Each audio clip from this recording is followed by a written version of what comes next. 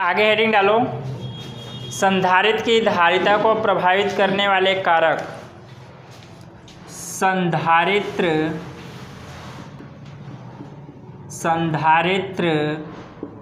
की धारिता को प्रभावित करने वाले कारक। कारक होगा, कारण नहीं, कारक जी, कारक।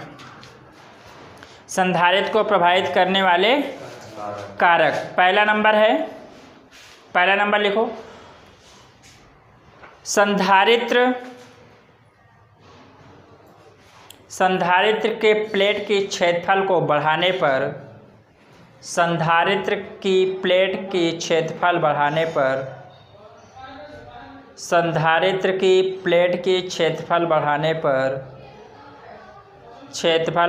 पर धारिता बढ़ जाती है, धारिता बढ़ जाती है।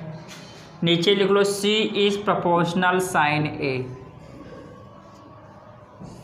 C इज हाँ जी हाँ, C is proportional sign A, C समानुपाती A। अगर क्षेत्रफल बढ़ेगा तो धारिता क्या होगी, बढ़ेगी। अगला नंबर लिखो, प्लेटों की बीच की दूरी बढ़ाने पर, हाँ दूसरा नंबर, प्लेटों के बीच की दूरी बढ़ाने पर, प्लेटों के बीच की दूरी बढ़ाने पर धारिता का मान घट जाता है, धारिता का मान घट जाता है, धारिता का मान घट जाता है। C is proportional sign 1/D। यानी ये मान लीजिए क्या है, कोई प्लेट होगी, एक प्लेट ये है और बीच की दूरी क्या होगी, D। अगर ये D का मान बढ़ाते जाएंगे तो धारिता क्या हो जाएगी, कम होती चली जाएगी। D मतलब प्लेटों के बीच की दूरी होती है, ठीक है। अगला नंबर है, अगला नंबर है, संधारित्र की धारिता, संधारित्र की धारिता, संधारित्र की धारिता प्लेटों के बीच के, प्लेटों के बीच के, प्लेटों के बीच के माध्यम, माध्यम के समानुपाती होता है, माध्यम के समानुपाती होता है। यानी C is proportional sign K। अगर कोई माध्यम रखा हुआ, क्या रखा हुआ है, जिस माध्यम में आपकी प्लेट रखी होती है उस माध्यम की वजह से धारिता क्या हो जाती है, बढ़ जाती है। धारिता क्या हो जाती है, बढ़ जाती है, क्योंकि वहाँ पे आवेश क्या होता है, एब्जॉर्ब ज़्यादा हो जाता है, ठीक है। आवेश एब्जॉर्ब होगा तो विभव बढ़ेगा, विभव बढ़ेगी तो धारिता बढ़ जाएगी, ठीक है। नोट करो। जी हाँ, तुरंत नोट कर लो। इसके बाद हेडिंग डालो, परावैद्युत। परावैद्युत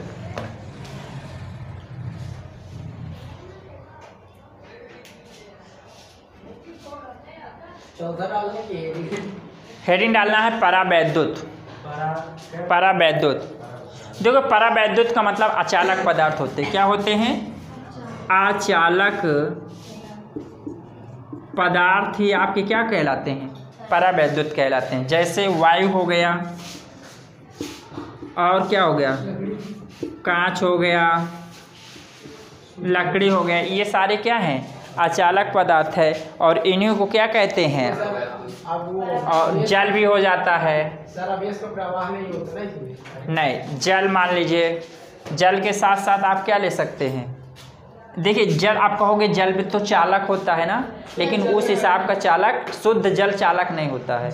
सो ये जो जल होता है ना आप लोग पीते, इसमें अशुद्धियाँ होती हैं, इनमें क्या होती है, अशुद्धियाँ होती है। प्योर जो वाटर होगा, अशुद्ध जल होगा जिसका pH मान 7 होना चाहिए, वो चालक नहीं होता, ठीक है।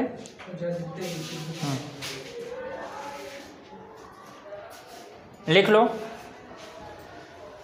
अचालक में लिख लो, परावैद्युत अचालक पदार्थ होते हैं। हेडिंग डालो, लिखो अचालक पदार्थ परावैद्युत कहलाते हैं। अचालक पदार्थ परावैद्युत कहलाते हैं। अचालक पदार्थ परावैद्युत कहलाते हैं। उदाहरण में लिख लो वायु जल लकड़ी। वायु जल लकड़ी।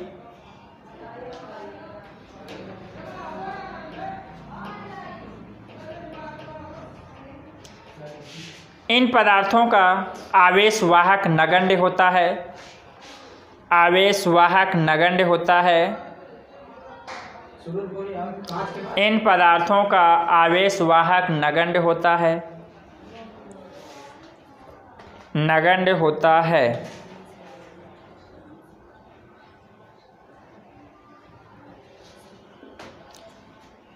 नगण्य होता है। नगण्य का मतलब बहुत कम होता है। ठीक है, नगण्य का मतलब क्या होता है? जो आवेश वाहक मतलब इसमें आवेश को ले जाने के लिए जो मुक्त इलेक्ट्रॉन होते हैं, आवेश वाहक क्या होते हैं? मुक्त इलेक्ट्रॉन होते हैं, लेकिन उनकी संख्या बहुत क्या होती है? कम होती, बहुत नगण्य होती है, इसलिए आवेश वाहक का कार्य अच्छे से नहीं कर पाते हैं। इन्हें क्या चालक कहलाते हैं। तो अब चलिए, ये आपका टॉपिक यहाँ से क्या हो रहा है? एक प्रकार से समाप्त हो रहा है। और इसके बाद हम परावैद्युत का ध्रुवण दिया हुआ, क्या दिया है? परावैद्युत का ध्रुवण। परावैद्युत का ध्रुवण का मतलब क्या होता है कि जब ये अचालक पदार्थ होता है, इसको हम वैद्युत क्षेत्र में रख देते हैं। क्या किस में रख देते हैं? वैद्युत क्षेत्र में रख देते हैं। तो इसमें क्या आ जाता है? प्लस और माइनस आवेश। एक तरफ माइनस आवेश, एक तरफ प्लस आवेश क्या हो जाते हैं? इकट्ठा हो जाते हैं। एक तरफ माइनस, एक तरफ प्लस आवेश इकट्ठा हो जाते हैं। तो ये द्विध्रुव की भांति कार्य करने लगता है। किसकी भांति कार्य करने लगता है? द्विध्रुव की भांति कार्य करने लगता है। इसी को क्या कहते हैं? वैद्युत ध्रुवण कहते हैं। इसी को क्या कहते हैं? परावैद्युत का ध्रुवण। तो हेडिंग डालिएगा परावैद्युत का ध्रुवण। हाँ, उसी में परावैद्युत का ध्रुवण। बैठो यार, वीडियो बन रहा, पागल हो क्या बिल्कुल? परावैद्युत का ध्रुवण। ठीक है, परावैद्युत का ध्रुवण। इसमें लिख लो जब किसी परावैद्युत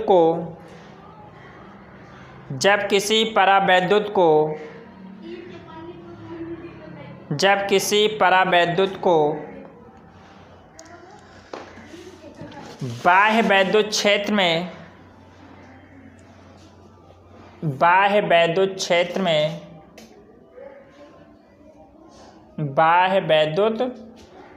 में रखा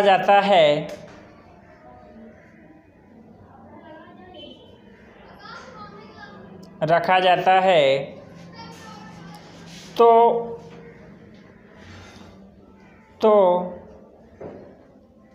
उनमें एक तरफ धनावेश तथा दूसरी तरफ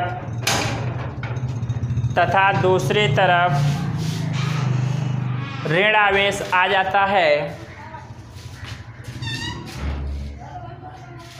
ऋण आवेश आ जाता है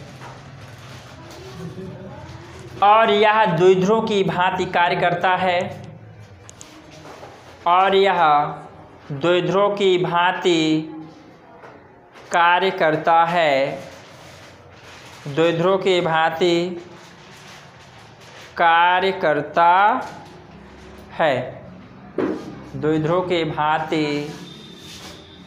करता है।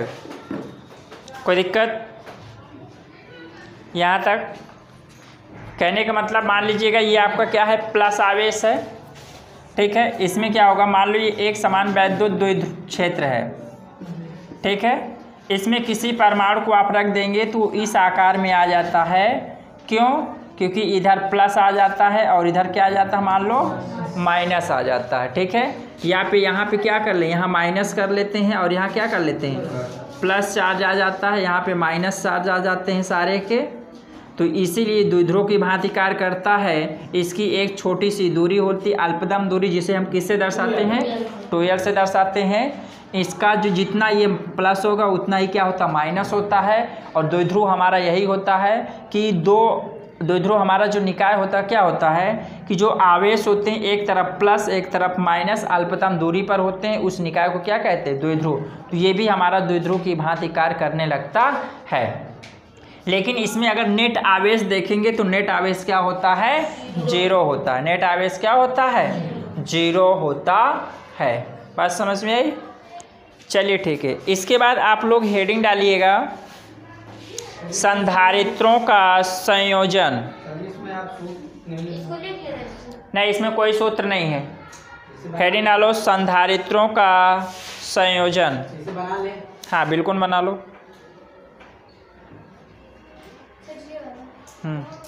बंद कियो कि नहीं? संयोजन पढ़ना है, ठीक है। अब इसके बाद आपके 2 डेरिवेशन उससे बीच में छोड़ दिए और ठीक है, वो उसके बाद करा दिया जाएगा। पहले आप संयोजन पढ़ लेते हैं आज। देखिए संधारित्रों को हमें क्या करना है, संयोजन किया जाएगा। तो संयोजन हम 2 प्रकार से कर सकते हैं। कितने प्रकार से? 2 प्रकार से। पहला होता है श्रेणी क्रम संयोजन होता है, दूसरा क्या होता है, समांतर क्रम संयोजन होता है, ठीक है। तो आइए देखते हैं कैसे करेंगे। एक संधारित्र मान लो, एक ये लगा, संधारित्र को ऐसे दर्शाते हैं, ठीक है। इसकी धारिता क्या है, C1। एक संधारित्र हमने ये ले लिया, इसकी धारिता क्या है, C2। और एक संधारित्र हमने और ले लिया ये, और इसकी धारिता क्या है, C3। 3 संधारित्र लिए। समांतर श्रेणी क्रम, श्रेणी क्रम का मतलब होता है सीरियल से लगा दिया जाए। श्रेणी क्रम का मतलब क्या होता है, सीरियल से लगा दी। ये सीरियल से लगे हैं कि नहीं, लगे हैं। अब सीरियल कैसे होता है ये ध्यान देना। इसका ये कौन सा सिरा है, पहला।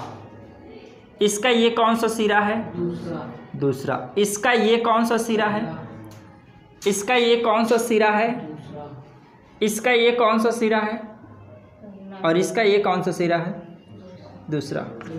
प्रत्येक संधारित्र का दूसरा सिरा अगले संधारित्र के पहले सिरे से, प्रत्येक संधारित्र का दूसरा सिरा अगले संधारित्र के पहले सिरे से जुड़ा हो तो उसे श्रेणी संयोजन कहते हैं। समझ में आया कि नहीं बात? तो अब इसको सीधे जोड़ दो। तो इसे सीधे क्या कर देंगे, मैं ऐसे जोड़ दे रहा हूँ, ठीक है। ये ऐसे क्या कर दिया हमने, जोड़ दिया, ठीक है। इसके प्लेटों के मध्य जो विभव है मान लीजिए क्या है, V1 है। ये प्लेटें, इनके मध्य विभव क्या होगा, V2, और इनके मध्य विभव क्या होगा, V3। श्रेणी क्रम में आवेश का मान क्या होता है, हमेशा समान होता है। श्रेणी क्रम में आवेश का मान क्या होता है, हमेशा समान होता है। तो यहाँ पे क्या होगा, Q, यहाँ भी क्या होगा, Q, और यहाँ भी क्या होगा, Q। इनकी धारिता क्या है, C1। इसकी धारिता क्या है, C2।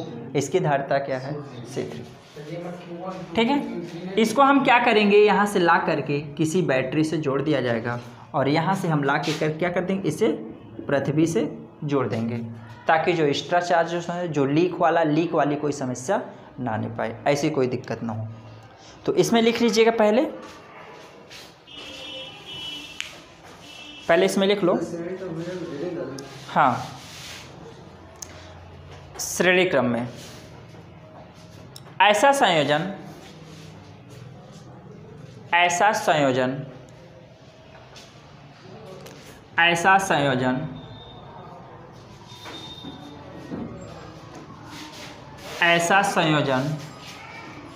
जिसमें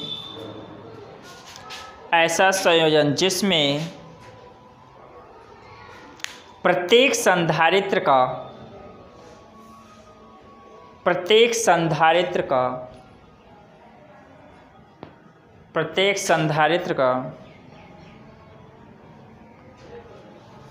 ऐसा संयोजन जिसमें प्रत्येक संधारित्र का पहला सिरा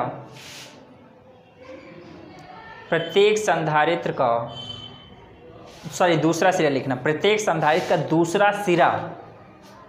दूसरा सिरा अगले संधारित्र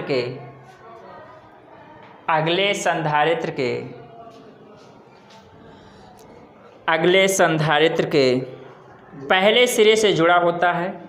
दूसरा सिरा अगले संधारित्र के पहले सिरे से जुड़ा होता है, उसे श्रेणी संयोजन कहते हैं। उसे श्रेणी संयोजन कहते हैं। पैराग्राफ चेंज करके लिखो। श्रेणी संयोजन में आवेश का मान समान होता है। श्रेणी संयोजन में आवेश का मान समान होता है। श्रेणी संयोजन में आवेश का मान समान होता है। ठीक, अब यहाँ ध्यान दो। मान लीजिएगा इसको पृथ्वी से आपने जोड़ दिया, जो एक्स्ट्रा चार्ज होगा यहाँ देखो, यहाँ प्लस होता माइनस होता है, इसकी वजह से इसमें आ जाता। फिर ये जो प्लस माइनस वाला जो लास्ट वाला चार्ज होता है वो उसे पृथ्वी में आराम से चलाए, ताकि इसमें कोई प्रॉब्लम ना क्रिएट होने पाए। तो अब यहाँ पे क्या कर देंगे, इसे हम विद्युत स्रोत से जोड़ देते हैं। किससे जोड़ देते हैं? विद्युत स्रोत से जोड़ देते हैं, या इसको ऐसे ऐसे कर सकते हैं तार से। ठीक है, ये विद्युत स्रोत से जोड़ दिया। और यहाँ पे मान लीजिएगा क्या है, V वोल्ट की बैटरी लग चुकी है। कितनी वोल्ट की? V वोल्ट की बैटरी से विद्युत स्रोत होता है। जिस विद्युत स्रोत को हमें जोड़ा उसका वोल्टेज क्या है? V मान लीजिएगा। अब बताइएगा यहाँ पे जो हम क्या निकालेंगे, कुल विभव निकाल लेते हैं। क्या निकाल लेते हैं? कुल विभव। जितना विभव होगा वही सारा विभव इसमें यूज हुआ है।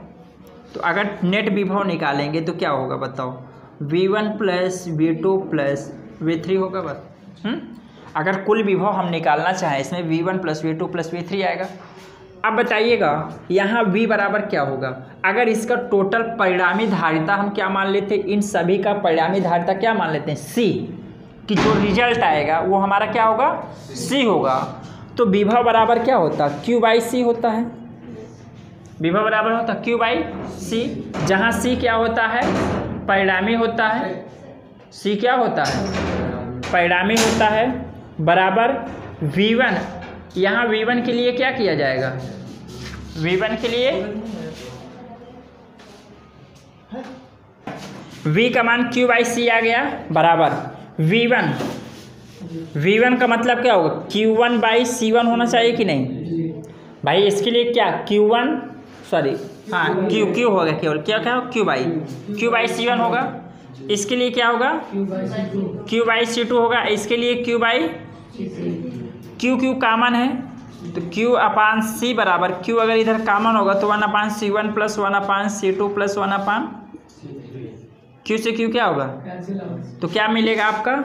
1/C बराबर 1/C1 plus 1/C2 plus 1/C3 आ जाएगा।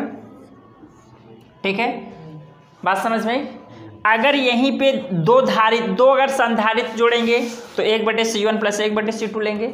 3 अगर होंगे तो 1/C1 plus 1/C2 plus 1/C3 आएगा। 4 संधारित्र अगर श्रेणी क्रम में जोड़ेंगे तो 1/C1 plus 1/C2 plus 1/C3 plus 1/C4 आ जाएगा। अगर 5 संधारित्र होंगे तो इसी प्रकार जोड़ते जाएंगे। नोट में यहाँ पे लिखना, यदि n संधारित्र हो, कितने हो? यदि n संधारित्र हो, कितने हो? n का मत n संधारित्र बता रहा हूँ, n संधारित्र हो तो क्या होगा? 1/C बराबर होगा 1/C1 plus 1/C2 plus 1/C3 plus 1/C4 और डैश में क्या आ जाएगा? 1/Cn आ जाएगा। Cn का मतलब हुआ 2 4 10 20 50 100 200 250, पता नहीं कितना, कोई निश्चित संख्या नहीं है, बट एक n मान लेते हैं। ठीक है, n बराबर 10 भी हो सकता है, 20 भी हो सकता है, 50 भी हो सकता है, 100 भी हो सकता है। ठीक है, इस प्रकार से आप कुछ भी मान सकते हैं। अब बताइए n बार दिया हुआ, कितनी बार दिया है? n बार दिया है। तो 1/C बराबर कितनी बार दिया है? n बार। तो n बाई क्या कर सकते हैं? C n कर सकते हैं। कितनी बार? n/c कर सकते, c ना करो, n/c कर दो, जिसमें C1 C2 C3 C4 क्या होगा, इक्वल होगा, जिसमें C1 C2 C3 C4 क्या होगा, इक्वल होगा। तो यहाँ पे अगर सी नेट निकाल रहे हैं, हम क्या निकाल रहे हैं, सी नेट, हम निकाल क्या रहे हैं, सी नेट निकाल रहे हैं। तो सी नेट का अगर वैल्यू निकालेंगे तो सी नेट बराबर क्या मिलेगा, C/n आ जाएगा। कितना आ जाएगा, C/n। कब होगा, जब ये C1 C2 C3 क्या होंगे, बराबर, मतलब इसे आप ये भी लिख सकते हैं 1/c 1/c 1/c 1/c बराबर करके 1/cn तक। ठीक है, यहाँ पे c क्या है, एक निश्चित है, और हमें उसका क्या निकालना है, परिणामी निकालना है। तो जब भी परिणामी निकालेंगे तो 1/c नेट बराबर 1/c1 + c2 करके, तो क्या है 1/c नेट बराबर, ये कितनी बार है, n बार है, तो n/c हो जाएगा। अब इसी को पलट देंगे तो सी नेट का मान आ जाएगा c/n, यही हमारा क्या हो जाएगा, रिजल्टेंट आ जाएगा। यहाँ पे आपने एक रिजल्ट पढ़ा है, क्या पढ़ा है कि अतः संधारित्रों का तुल्य संयोजन, अतः जो संधारित्र है उन संधारित्रों का जो तुल्य धारिता होती, कौन सी धारिता, तुल्य धारिता होती है, वो प्रत्येक संधारित्र के, किसके, प्रत्येक संधारित्र के व्युत्क्रम के योगफल के बराबर होता है। बात समझ में आई। अभी इसको मैं लिखा दे रहा हूँ, पहले नोट कर लो, नीचे लिखो, यहाँ पे इसके नीचे लिख लेना, अतः संधारित्रों की तुल्य धारिता, अतः संधारित्रों की तुल्य धारिता, अतः संधारित्रों की तुल्य धारिता, संधारित्रों की तुल्य धारिता उन संधारित्रों की तुल्य धारिता का व्युत्क्रम लिखना, संधारित्रों की तुल्य धारिता का व्युत्क्रम, संधारित्रों की तुल्य धारिता का व्युत्क्रम, संधारित्रों की तुल्य धारिता का व्युत्क्रम, संधारित्रों की तुल्य धारिता का व्युत्क्रम उन संधारित्रों के अलग अलग धारिताओं के, अलग अलग धारिताओं के, अलग अलग धारिताओं के, अलग अलग धारिताओं के व्युत्क्रमों के योग के बराबर होता है, व्युत्क्रमों के योग के बराबर होता है, व्युत्क्रमों के योग के बराबर होता है, योग के बराबर होता है, व्युत्क्रमों के योग के क्या होता है, बराबर होता है। ठीक है, स्टॉप करो। देखिए समांतर क्रम में देखते हैं,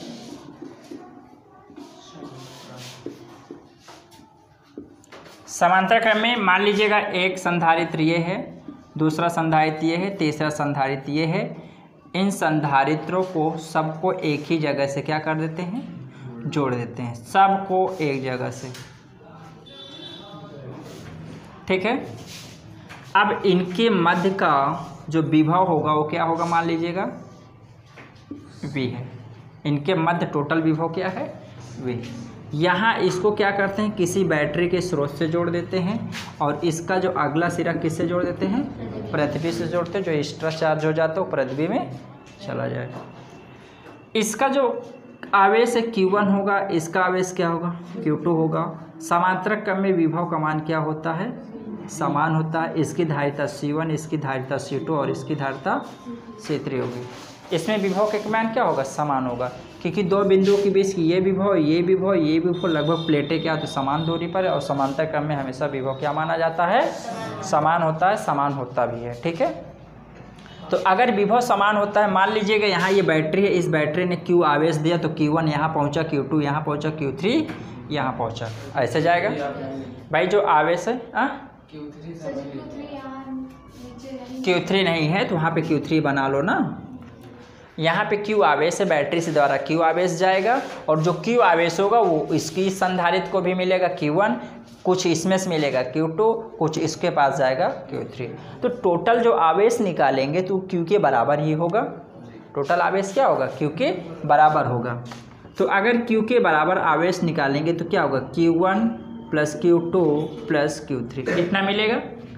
अब बताओ Q बराबर होता है CV होता है, तो यहाँ पे क्या करेंगे? C1V प्लस यहाँ पे क्या करें, सॉरी गलत कर दिया हमने थोड़ा सा, यहाँ Q का मतलब क्या है? C करेंगे। तुल्य धारिता क्या मान लेते हैं? C।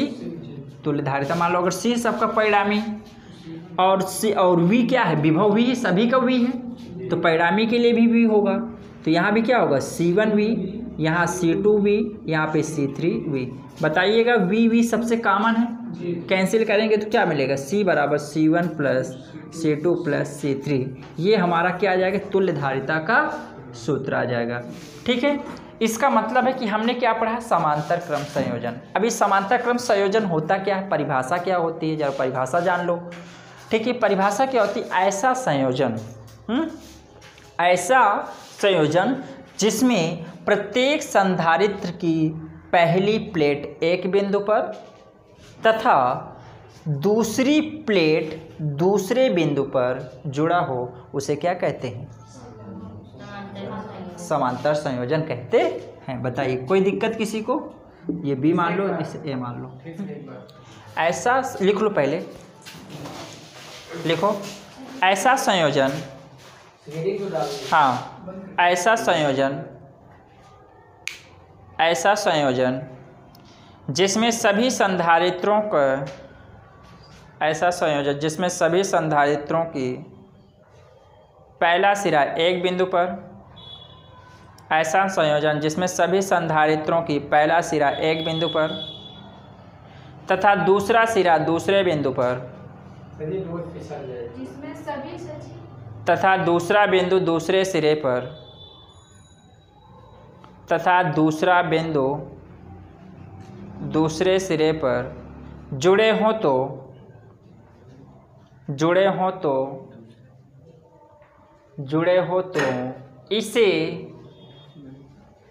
इसे समांतर संयोजन कहते हैं। इसे समांतर संयोजन कहते हैं। इसे समांतर संयोजन कहते हैं।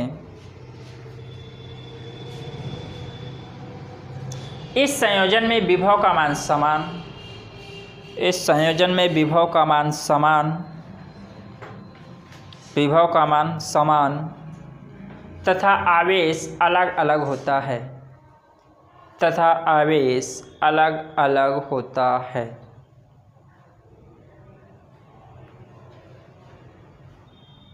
आवेश अलग अलग होता है। ठीक है, कोई दिक्कत?